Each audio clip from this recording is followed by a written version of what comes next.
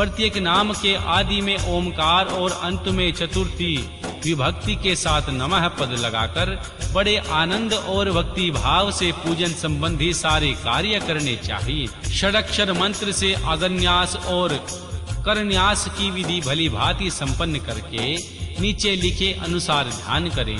जो कैलाश पर्वत पर एक सुंदर सिंहासन के मध्य भाग में विराजमान है, उनके वाम भाग में माँ भगवती उनसे सटकर बैठी हुई है। सनक सनकानंद आदि भक्त जन जिनकी पूजा कर रहे हैं तथा जो भक्तों के दुख रूपी दावानल को नष्ट कर देने वाले हैं, अप्रेम शक्तिशाली ईश्वर हैं, उन विश्व आभूषण भगवान शिव का चिंतन करना चाहिए। भगवान महेश्वर का प्रतिदिन इस प्रकार ध्यान करें। उनकी अंग कांति चांदी के समान पर्वत की भांति गोर है। उनके मस्तक पर मनोहर चंद्रमा का मुकुट धारण करते हैं। रत्नों के आभूषण धारण करने से उनका श्री अंग और भी उद्भासित हो उठा है। उनके 4 हाथों में क्रमशः परशु, मृग मुद्रा, वर एवं अभय मुद्रा सुशोभित है।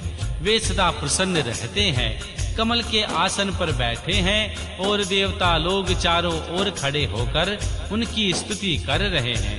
उन्होंने वस्त्र की जगह व्यघ चर्म धारण कर रखा है। वे इस विश्व के आदि हैं, बीज कारण रूप हैं तथा सबका समस्त भय हर लेने वाले हैं। उनके 5 मुख हैं और प्रत्येक मुख में 3-3 नेत्र हैं। इस प्रकार ध्यान तथा उत्तम पार्थिव लिंग का पूजन करके गुरु के दिए हुए पंचाक्षर मंत्र का विधि पूर्वक जाप करें। विप्रवरो, विद्वान पुरुष को चाहिए कि वह देवेश्वर भगवान शिव को प्रणाम करके नाना प्रकार की प्रार्थनाओं द्वारा उनका स्तवन करे तथा शतरुद्रीय यजु 16वें अध्याय में मंत्रों का पाठ करे। तत्पश्चात अंजलि में अक्षत और फूल लेकर उत्तम भक्ति भाव से निम्नलिखित मंत्रों को पढ़ते हुए प्रेम और प्रसन्नता के साथ भगवान शंकर से इस प्रकार प्रार्थना करे। सबको सुख देने वाले कृपानिधान भूतनाथ शिव, मैं आपका हूँ। आपके गुणों में ही मेरे प्राण बसते हैं, अथवा आपके ही गुण मेरे प्राण, मेरे जीवन सर्वस्व है। मेरा चित्त सदा आपके ही चिंतन में लगा हुआ है। यह जानकर मुझ पर प्रसन्न होइए। कृपा कीजिए शंकर, मैंने अनजाने में अथवा जानबूझकर यदि कभी आपका जाप और पूजा आदि किया हो तो आपकी कृपा से वह सफल हो जाए। गौरीनाथ, मैं आधुनिक युग का महान पापी हूँ, पतित हूँ और सदा आप से ही परम महान पतित पावन है। इस बात का विचार करके आप जैसा चाहें वैसा महादेव सदाशिव वेदों पुराणों नाना प्रकार के शास्त्र सिद्धांतों और विभिन्न महर्षियों ने भी अब तक आपको पूर्ण रूप से नहीं जाना। फिर मैं कैसे जान सकता हूँ?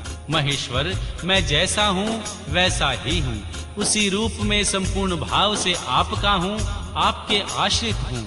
इसलिए आपके रक्षा पाने के योग्य हूँ। परमेश्वर, आप मुझ पर प्रसन्न होइए। मुने इस प्रकार प्रार्थना करके हाथ में लिए हुए अक्षत और पुष्प को भगवान शिव के ऊपर चढ़ाकर उन शंभु देव को भक्ति भाव से विधि पूर्वक साष्टांग प्रणाम करे। तदनंतर शुद्ध बुद्धि वाला उपासक शास्त्रोक्त विधि से इष्ट देव की परिक्रमा करे। फिर श्रद्धा पूर्वक स्तुतियों द्वारा देवेश्वर भगवान शिव की स्तुति करे। इसके बाद गला बजाकर गले से अव्यक्त शब्द का उच्चारण करे। पवित्र एवं विनीत चित्त वाला साधक भगवान को प्रणाम करे, फिर आदर पूर्वक विज्ञप्ति करे और इसके बाद विसर्जन। मुनीश्वरों, इस प्रकार विधि पूर्वक पार्थिव पूजा बताई गई है। वह भोग और मोक्ष देने वाली तथा भगवान शिव के प्रति भक्ति भाव को बढ़ाने वाली है। अध्याय 19-20 पार्थिव पूजा की महिमा, शिव नैवेद्य भक्षण के विषय में निर्णय तथा बिल्व का महत्व। तदनंतर ऋषियों के पूछने पर किस कामना की पूर्ति के लिए कितने पार्थिव लोगों की पूजा करनी चाहिए, इस विषय का वर्णन करके श्री सूत जी बोले, महर्षियों, पार्थिव लिंगों की पूजा कोटि कोटि यज्ञों का फल देने वाली है। कलयुग में लोगों के लिए शिवलिंग पूजन जैसा श्रेष्ठ दिखाई देता है, वैसा दूसरा कोई साधन नहीं है। यह समस्त शास्त्रों का सिद्धांत निश्चित है। शिवलिंग भोग और मोक्ष देने वाला है। लिंग 3 प्रकार के कहे गए हैं, उत्तम, मध्यम और अधम। जो 4 अंगुल ऊंचा और देखने में सुंदर हो तथा वेदी से युक्त हो, उस शिवलिंग को शास्त्राज्ञ महर्षियों ने उत्तम कहा है। उससे आधा मध्यम और उससे आधा अधम माना गया है। इस तरह 3 प्रकार के शिवलिंग कहे गए हैं, जो उत्तरोत्तर श्रेष्ठ हैं। ब्राह्मण, क्षत्रिय, वैश्य, शूद्र अथवा विलोम शक्कर कोई भी क्यों ना हो, वह अपने अधिकार के अनुसार वैदिक अथवा तांत्रिक मंत्र से सदा आदर पूर्वक शिवलिंग की पूजा करे। ब्राह्मणों, महर्षियों अधिक कहने से क्या लाभ है? शिवलिंग का पूजन करने में स्त्रियों का तथा अन्य सब लोगों का भी अधिकार है। द्विजों के लिए वैदिक पद्धति से ही शिवलिंग की पूजा करना श्रेष्ठ है, परंतु अन्य लोगों के लिए वैदिक मार्ग से पूजा करने की सम्मति नहीं है।